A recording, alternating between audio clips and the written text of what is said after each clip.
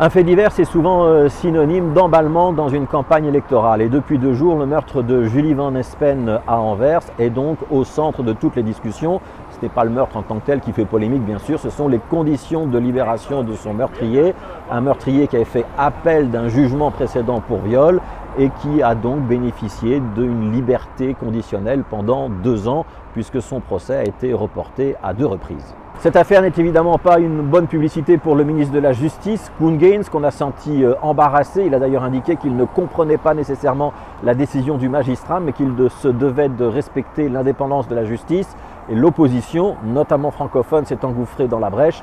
Écolo, Défi, le CDH ont dénoncé un sous-financement de la justice pendant la législature passée. Et c'est vrai que cette opposition joue sur du velours, puisque tant les magistrats que les avocats sont à plusieurs reprises montés au créneau pour dénoncer des budgets insuffisants, un parc informatique obsolète, un cadre qui n'était pas rempli et même dans certaines juridictions des salles d'audience qu'il a fallu fermer.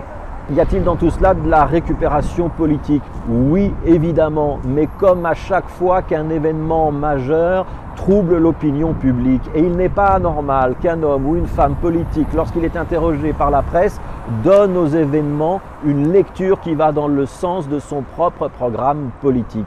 Ce qui est nouveau ici, c'est l'inversion des rôles. Habituellement, lorsqu'un fait divers survient, c'est plutôt la droite, voire l'extrême droite, qui monte au créneau en réclamant plus de sévérité et moins de laxisme. Ici, c'est la gauche qu'on entend, avec un nouvel angle d'approche de cette affaire, qui est celui du définancement des services publics.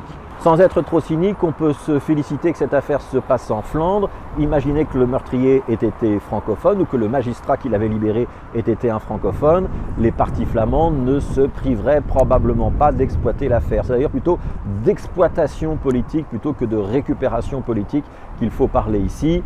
Avec un petit bémol, il faut quand même faire attention, une décision de libération, elle incombe à un magistrat qui agit seul, mais dans le respect du cadre législatif qui l'entoure. Vouloir, 2 ans après, interpréter sa décision uniquement dans un sens politique, c'est aller un pas trop loin.